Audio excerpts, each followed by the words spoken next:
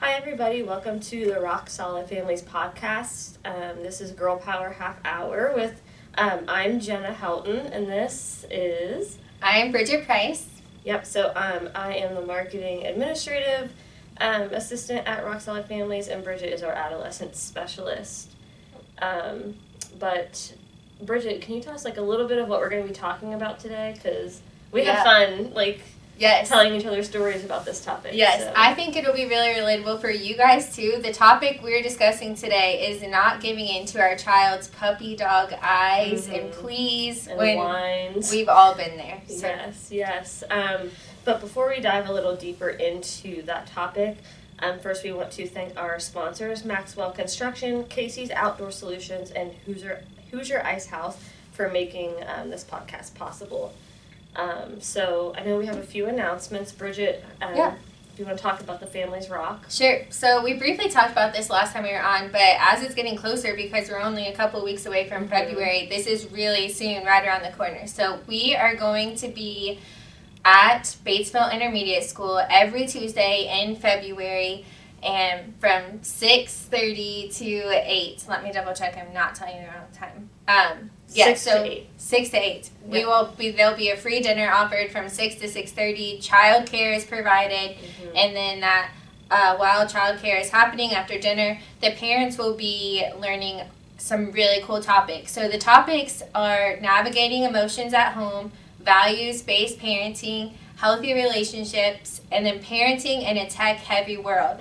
This is for all age of parents. I believe that everyone can take something away from this. Yes. And what has been really special about this is the partnership that has come out of this. So we, Rock Solid Families, have partnered with Batesville Kiwanis to pull this whole family initiative together. So we have created well over 10 partners and agencies in Batesville who are helping us get the word out and personally inviting people. So if you're listening to this podcast and you've been seeing the flyers through social media or out and about in Batesville, that is because those businesses have stepped into this with us and are really helping to spread the word, because we know that it's going to be really impactful. So feel free to reach out to Jenna on our website or on the flyer. You can find that on social media as well, or call our office and we can get you signed up.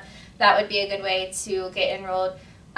You don't have to sign up, however, it's highly encouraged, so then we know how much food to provide and what to expect for childcare. So. Yep, and that you can pre-register at rocksolidfamilies.org under the events tab. So, and then another event that we have coming up is our second annual partnership banquet. So that is going to be on Thursday, March 13th from 6:30 to 8 at Higher Ground Conference and Event Center in West Harrison, Indiana. So that is an evening where we just celebrate all that God has done in our communities with our clients and our partners, and we celebrate our partners and their support that evening as well. So we will be talking a little bit about what we've been seeing with our clients and in our community, just through our partnerships and sponsors and the power of God's Word, and then our visions for 2025 and where Rock Solid is going to be going with that. Awesome. Yeah, and we're going to have a really fun guest speaker there. Yes. So I'm sure Linda and Merle will announce more about that. But definitely a fun guest speaker who's also connected to our previous announcement we just shared. Yes. So if you can put the dots together, send us your wildest guess. But yes. So let's dive a little bit more into our topic for the day, now that our announcements are out of the way.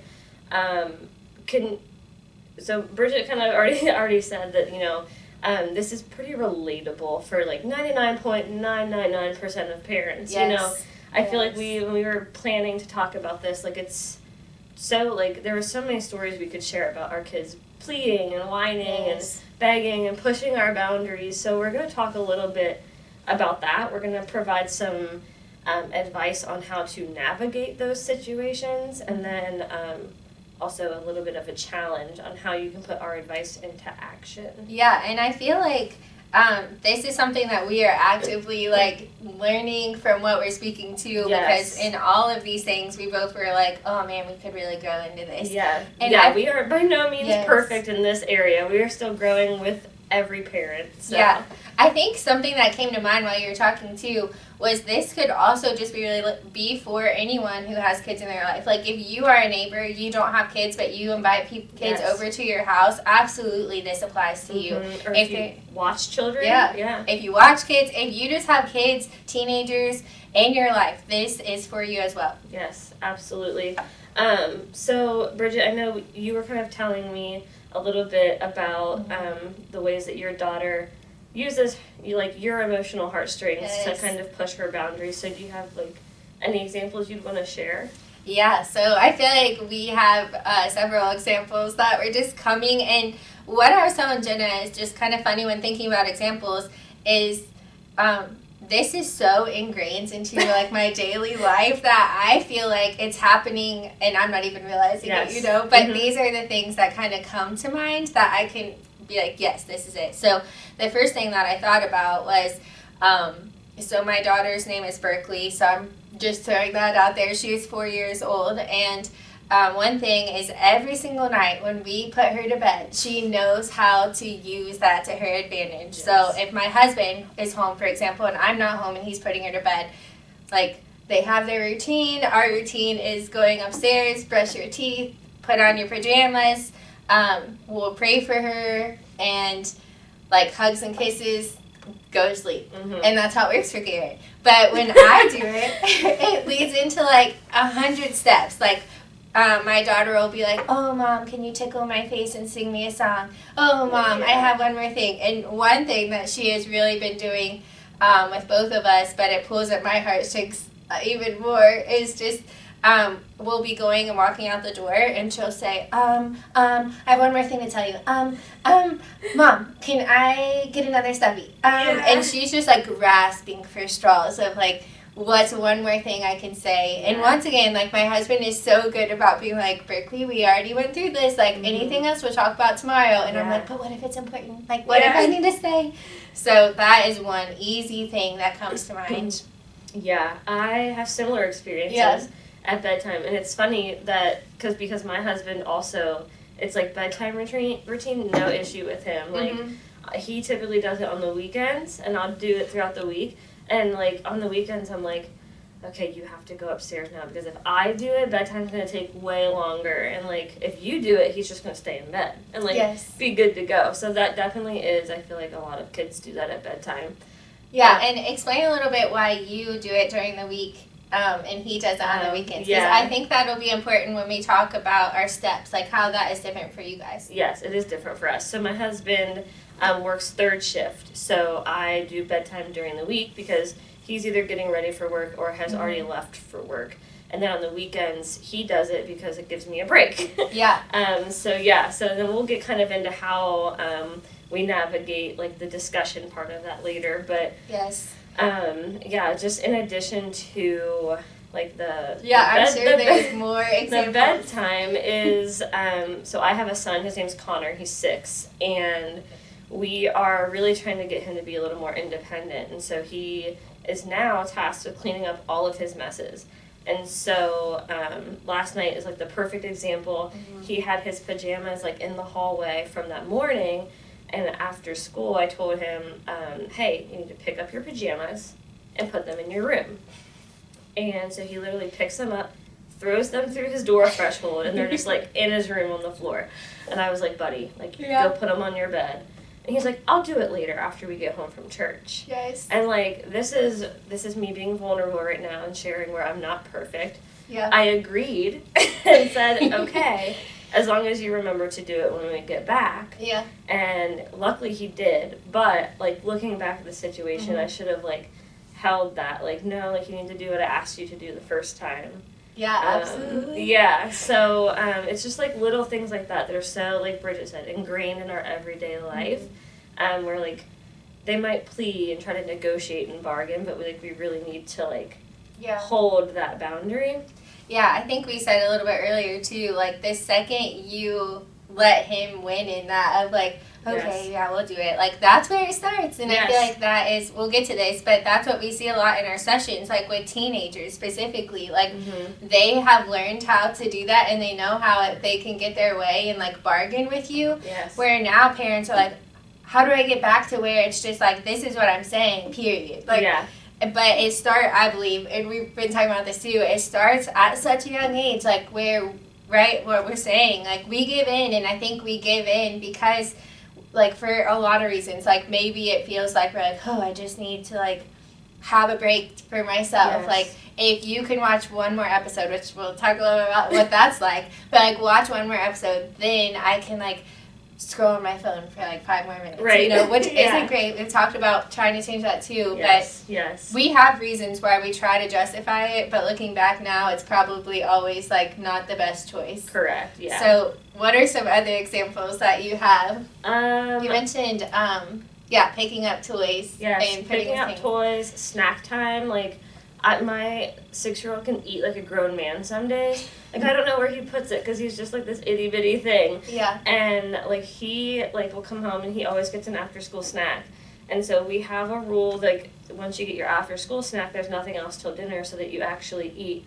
But he's always like, please, like, if I can just have a piece of candy, I'll split it with you, I'll share it with you, you can have one of my candies. Yeah. And I'm like, no, buddy, like, and that one I'm usually like very firm on because, like, we all know, like, how dinner time goes. Yes. Like, when your kids don't eat and then, 20 minutes after dinner, if that, they're already asking for a snack, and it's just, and food's where expensive. I'm guilty with that, yes, like where I'm guilty with that, just the other day, like Berkeley wanted a snack, and it had way more in that, like, it was like something like Pringles, like similar to Pringles. And so rather than me pulling some out, putting it in a bowl, I just gave her the whole thing, which of course you know where that's going to go. She ate the whole thing, or half of it. And I did that just so I would have peace while I was making dinner and she was entertained, and now we're showing up to the dinner table and she's not even hungry. Yeah. And so I feel like one thing when I was thinking of an example too is in the morning sometimes, I would not recommend this, but sometimes we will, or I will let Berkeley eat her breakfast on the couch while she's watching Daniel Tiger, for example. Yeah. And this is a perfect example of where I'm letting her call the shots in this because now, ideally, that is not great. Like, I can give you 100 reasons on why that has been bad. We have 2 dogs. One of them, I think, is still a puppy. His name is Max. And we always are just like, oh, Max, Berkeley just the other day this week was sitting on the couch, had her plate with her granola bar on the table next to the couch, and here comes Max walking right over Berkeley, grabs the granola bar, and the whole time Berkeley's not paying attention because her eyes are locked on the TV. Yeah. But yes, like, I will tell Berkeley, like, hey, we're going to eat at the bar today, so I'll be sitting in here with you eating, and I know you're going to eat, and then we can go and you can watch an episode of Daniel Tiger before we leave.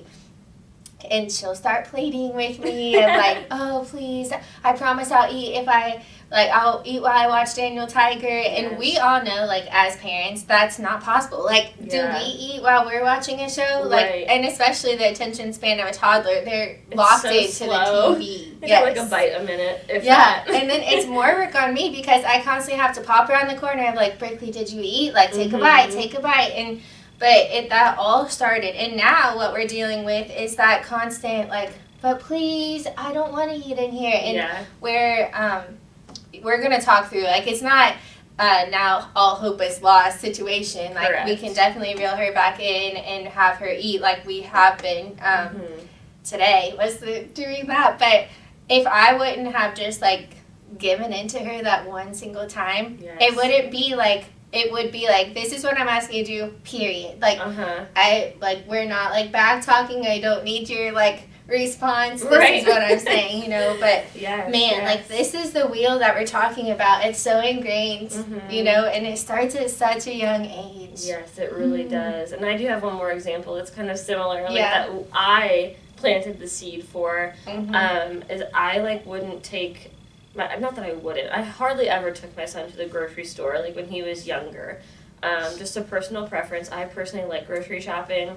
By yourself? Yes, by myself. Get my Starbucks at Kroger. Yes. But I just felt like, like, I would, like, be too distracted, like, trying to get my stuff, but, like, make sure my eyes are on the cart and, like, all this stuff. So really within the past probably year or two, I started taking him with me on occasion. And at first it was like the first couple times I was like kind of nervous about it, and I was like, okay, buddy, if you behave at the grocery store and you're a good listener and you stay in the cart, we can pick out a Hot Wheels toy. Yeah. And so now, and so now he goes with me more often because like, you know, he can walk next to me or ride the cart or whatever. Right. And now every time he's like, well, if we're going to the store, I get a toy, right? I'm like, no. Like, yeah, we do the same thing. Yeah, like you don't just get a toy because we go to the store. Yeah. And so, but that was on me. And then I feel like it's like a constant back and forth of him being like, well, please, just a Hot Wheels. And then it turns into like a Hot Wheels, which are like $1.50. Then it goes to like a Transformer, which are like $8. Yes. And now he's like, well, I'll just bring my own money. And I'm like, no, like we're not getting a toy. And so, yeah, it's similar to the whole eating in a different room thing. Like we have all been there as moms where we see it coming up. So we like purposely go the other way and walk down a different aisle. But those kids just know. Like they still find it. They still see it. Even when we're trying to walk around what it is. Yeah, you can try to avoid it, but they know in their head, like, oh, the toys are over there, and we're not going that way. Where are we going? Yes. Yeah, so. Yes. Bridget, I know that you have been kind of working on some boundary lessons for some of your adolescent clients. So when it comes to our advice of really just holding your boundaries and sticking to your word, if you say there's going to be a consequence, make sure you follow through with it. If you say no, no means no, whether that's no, you can't eat on the couch for breakfast, or no, we're not getting a toy. So do you have like any advice for other parents or grandparents, caregivers on how to navigate those situations and like really stick to those boundaries? Yes, like practice while we're preaching right here. Yes. So when I started Rock Solid Families, Linda and Merle talk a lot about this book called Boundaries. It's written by Dr. Henry Cloud and Dr. John Townsend, and it's just full of so much information. And it started with this original book called Boundaries, and now it's just like, if you look it up on Amazon, there's Boundaries for Marriage, Boundaries with Teens. Like, they've just created this huge thing out of this one book, and it's really helpful. So if you're hearing this and you're like, man, I wish I had more guidance on this, look into those books. Yeah, you can get on Amazon. Yes. And so in that book, they derive out like 10 laws of boundaries. But today, we're just going to be talking about 4 that apply to this. But truly, I would say, I feel like I'm a different person now since going through that and learning about these boundaries. I've talked before maybe that I feel like I am a recovery people pleaser. Yes. And it all started with these boundaries. So the first one that is so important is the law of sowing and reaping. And really the idea of that is actions have consequences. Yes. So when someone behaves irresponsibly, they need to experience the natural consequence. If we don't let our kids experience that consequence and we come in and rescue them, which was what we've been doing, then the consequences are removed and that whole codependency begins. Like where they're relying on us and it's just not healthy. And in the book they talk about like we are functioning at our healthiest self when we exhibit these boundaries. And we can have this another more conversation another time, but we also only let people in our lives who also have these boundaries, which that's a whole other thing. But a big thing that we are not doing by these previous examples is letting them have the consequence, you know. So when we were talking through this, you gave an example of like Connor he's in kindergarten now, so like making sure he's doing the lessons that's expected of him at school, and what happens in your house like when he does not do that at school. Yeah, so we recently implemented this probably like within the past couple of weeks. So he knows the reading lesson, he just doesn't want to participate in class for whatever reason. So I reached out to his teacher and said, hey, send me the reading lesson. And we let him know that, hey, the days you don't do it in class, you have to make it up at home. So this week, he didn't do it on Monday. And I said, all right, if you continue not to do this throughout the week, then you can't go to your grandparents' house this Friday, which he loves going to his grandparents' house. So, and he looked at me, and it was Monday night. I reminded him, we were talking about, expectations for the next day.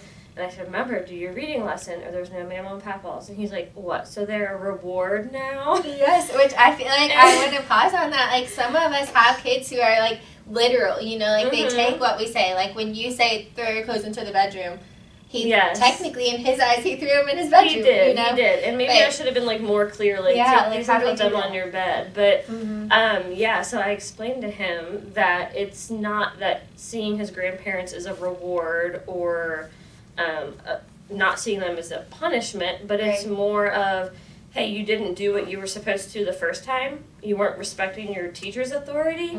So now we have to take the time out of our family Friday fun time and do this because we need to make sure that he realizes that it is important.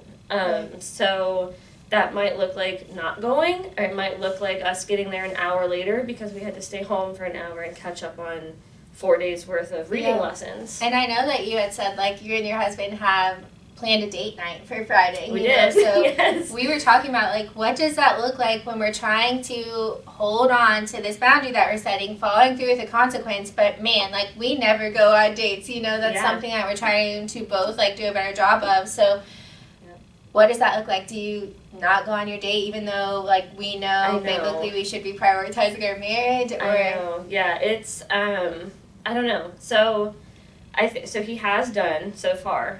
The rest of the week he has done his reading lessons.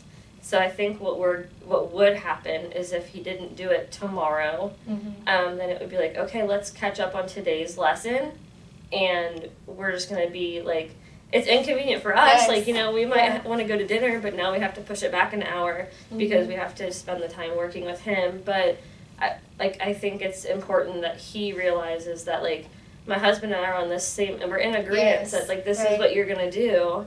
Right. And, you know, it's 1 hour less that he has with his grandparents. So, I don't know. I think it's situational. I think that's good, though. What I love about that, though, is you guys are still prioritizing your marriage while also holding on to the boundary that you're setting with him. Yeah. And I'm sure, like, if his grandparents are watching, they're probably like, oh, poor baby, just let him go. Yeah, we know. Yes, we have all been there before.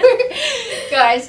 And I think we kind of talked about this a little bit, too, but let's say, like, you and your husband, like, came up with this plan and then you caved and gave into him. Like, that is, like, undermining your spouse. Like, why would that not be great? Well, one, it's not great. Like, we just had, not related to the schoolwork situation, but just like a discipline situation, which not a schoolwork discipline, but a different discipline situation, with back talking. And I did undermine my husband, and I do feel bad. So public apology. But yeah, so it was really just a lack of communication on mine and his end. So, like, we have, like, this basic understanding of how things work, but then, like, I was in a bad mood and he was trying to discipline our son, and I was like, why are you guys arguing? And he was like, why are you not backing me up? And I was like, well, I felt like, you know, you didn't care. And he's like, well, I felt like you didn't care. And I'm like, okay, clearly there's, like, a lack of communication here. So. And I think, like, I'm guilty of that 100 times. And I feel like there's several listeners, I think, who have also done that. And that will go into our tips that we have for you, to our action steps. But, Linda and Merle have also talked about in previous podcasts, like, just the importance of, like, not undermining your spouse, especially, like, how that affects your husband, for example. Yes. The next law I want to make sure we talk about is the law of proactivity. And the idea of that is just proactive people set boundaries before problems arise. Like, if we could be like, okay, raise your hand if you don't say anything, and you just wait until it happens, and now we're going to talk about it. Like, I wish that we could see everyone raise their hands, you know, because we have done that. But the idea of this is we are being intentional about, and just, like, envisioning and taking time to think about, like, what do we think could happen in this, you know, with our family. And I was thinking about this, like, when we don't do that and we're just passive and waiting for it to happen, I personally feel like we're creating that atmosphere for our family of just the unknown. And that feels like walking on eggshells to me, you know, and, like, unpredictability of, like, if my parents didn't tell me what they were okay and not okay with, and I'm just going to keep walking around and, I hope that this is okay. Like, am I figure it out? Am I going to take a step and now it's going to lead to me getting in trouble? And same way with your spouse. So the next one is just be proactive. Yes.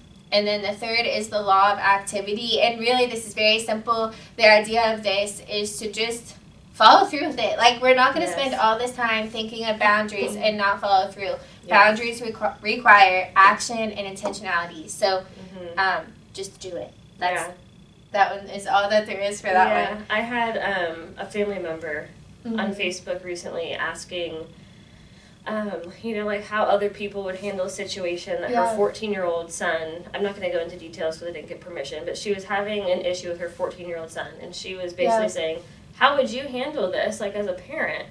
And I was preaching what I'm still trying to put into practice, but it's, we'll talk about, like, the research that's gone into, like, proving this is effective, but I commented, and I was like, set a boundary, keep it. Like, if you say that there's, like, a consequence, like, keep that consequence. And if, you're taking away a phone for 2 days and that's not working, maybe take it away for 4. Like, he's a teenager, like, Merle always says, like, give them time to prove, or give them time to struggle a little bit and to prove that they know what they need to do to change. Like, so many times we don't give them that time. We say, like, okay, we're taking it away and you can have it tomorrow. Well, have they really showed us that they've learned that lesson? Or are they kind of manipulating the situation where they're showing us for the time being, but not long enough where it's truly changing their to their core, the last one is the law of exposure, and this one's big too. Your boundaries must be visible and communicated to others. So if you and your spouse come up with these boundaries, you need to communicate this with your family. It's not going to be something that's just like me and my husband are coming up with. We are going to share that with our daughter, share that with our in-laws, for example, if they're watching our kids. So which leads us to, before we get to advice, one thing, like I mentioned, there's so many books that these authors have come up with, and just like people are buying into it. It's working, and but alongside with that, there's years of research done by Search Institute, who created the 40 Developmental Asset Framework. And one of those categories that they talk about of the importance that kids need this is boundaries and expectations. And they say a lot, like, the more likely your child has these assets, the more likely they will thrive, do well in school, make good choices, like have good friends. And then the opposite, if they don't have those, the more likely they are to not do well, like make bad choices, struggle with addiction potentially, like not thrive at school. So boundaries and expectations, there's so much research done that it's needed. Like our kids want that.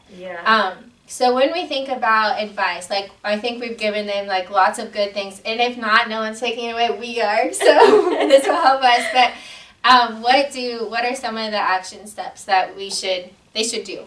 Yeah, so we've kind of touched on this a little bit throughout our conversation, but really just having that open discussion with your spouse and your family, so that the whole family unit is aware of the boundaries and the expectations, whether it's between you and your spouse, or you and your children, or you and your in-laws, just so that everyone's on the same spot. And then another action step would be, and I know Merle and Linda talk about this one, it's just apologizing if you need to. So if you have a boundary that was not in place before, if you set a boundary that wasn't in place, you realize that you may have been going about things the wrong way. Sit down and, like, apologize to your spouse or your children and say, hey, we haven't really been doing this right. Here's the new boundary. We're sorry for any confusion or, lack of communication or distress that this has caused, and just kind of... And I think, like, what is so good about that, when I hear so many times when I'm working with parents, and I feel that too, like, how do we get from this point to this point? Like, when you don't have these boundaries, more times than not, we're living in reaction mode. Like, we're not living in being proactive. And so how do we get from living in reaction, where we're constantly just responding to our kids, to getting to this other side? And that's really as simple as apologizing and having that conversation, like you said. And so my third challenge would be to just sit down and have a family meeting. So discuss those boundaries, do any apologies that you might need to, and then once the expectations are set, ask if your children or your spouse has any questions about the boundaries that are being put into place. And then ask your kids, too, if they have any boundaries I think that they would want to meet or want the family to follow. Yeah, and I feel like with teenagers, we were listening to this podcast yesterday about this idea, and the lady who was interviewing her teenage son. Yeah, unprompted. Yes, unprompted. He had no idea about these questions. And she said, what additional boundaries, or what are your favorite boundaries, and what additional boundaries do you feel like we should have? And of course, if this isn't something that is how your family has been made up to this point, I personally am not going to be surprised if middle schoolers and high schoolers do not volunteer additional boundaries. Yes. And they probably will be a little annoyed. We all know that response. Yeah. But it's still important, you know, and I think as they get used to it and your family dynamic and your values are changing to prioritizing this, I believe that they will probably give feedback and give suggestions. Like in that podcast, her son said he appreciated not having his phone in his room at bedtime. Yeah. Like, mic drop right there. Do we know any teenagers who do that? Like, I know. And he also said he liked it that they didn't have him at the dinner table. Yes. And that's just, like, if you're hearing this and you're like, whoa, my kids would never say that. That's probably a red flag that, like, are these part of your family, you know, or is that something you need to go back and apologize for? And my husband and I are guilty of this, too, especially, like, if a sports game is on, like, Purdue. Like, my husband might be, like, wanting to, like, oh, my gosh, I need to see this game. But really just prioritizing, and mine is, like, answering phone calls when people call during dinner time. But, like, prioritizing that time. We're like, we are not going to have our phones, for example. So, once again, we struggle with this too, but we're here to tell you why it's so important. And then we have one more step. Yeah, so after you have that discussion, you set the boundary, you apologize, you have that discussion. Really, our fourth challenge is to just move forward and start enforcing those boundaries. It is not easy when, I mean, I'm doing this, I feel like, every day. Like, I feel like I'm constantly being like, oh, we could be doing that better. And, you know, so it is. And our son's only 6, so, like, I could only imagine what it would be like with a child who's 12, and for the first time ever, they're like, I can't have my phone at dinner, or I can't have my, you know, Switch at dinner, like, so, yeah, just really, like, stick to it, and that's, like, our biggest advice is it might not be perfect, but sticking to that and moving forward with those boundaries will be helpful. Yeah, I feel like if it's a red flag, if you are hearing what we're hearing from your child of, like, that rebuttal back or complaining, like, big red flag that your child is running that show, you know, and that's how I feel like Merle and Linda, we've heard them say that, too, like, your child is running the show, like, that, and it happens so easily, too, you know, like, wouldn't it be perfect if we were born and sin wasn't a thing, you know, like, that desire for our kids to want to do that, or wasn't even a thing, you know, but anyways, I feel like, is there anything else that you want to add in before we wrap up? I don't think so. I'm putting on the spot. No, I don't think I have anything either. Yeah, we hope that you're encouraged by this, and we hope that you can relate to what we're saying, too, and we just believe that this is so important, and we've seen how it really changes families' dynamic in our workspace and the families that we serve. So, and our personal homes too. Yes. All right. So as we close, we just want to once again thank our sponsors: Maxwell Construction, Casey's Outdoor Solutions, and Hoosier Ice House. Please let them know how much you appreciate them by supporting them and supporting us. But thanks again for listening to the podcast. Building a stronger community, one family at a time. Make it a great day.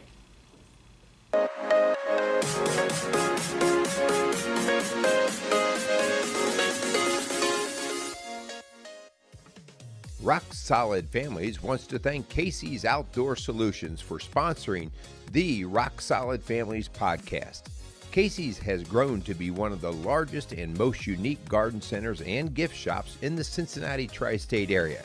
Whether you are looking to take on that next landscape project or simply add a little home decor to your house, Casey's has you covered. Located at 21481 State Line Road, Lawrenceburg, Indiana. Call them today at 812-537-3800. Let Casey's help you add beauty to your home.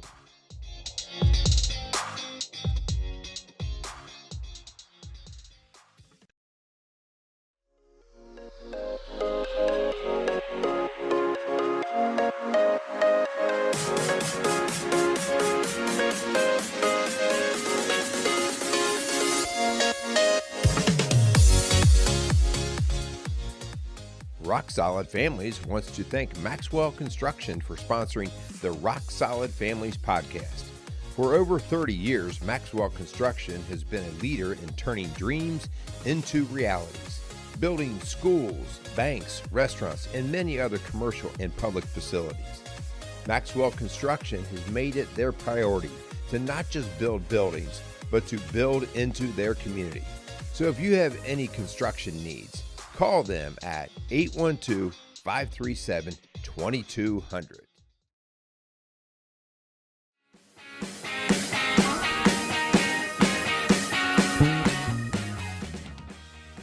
Rock Solid Families would like to thank Hoosier Ice House for being a proud sponsor of the Rock Solid Families podcast.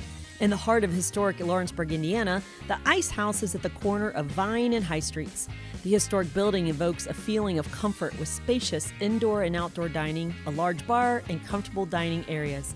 Large enough to host parties, yet intimate enough to feel like your favorite neighborhood restaurant. So thank you again for the Hoosier Ice House for sponsoring the Rock Solid Families podcast.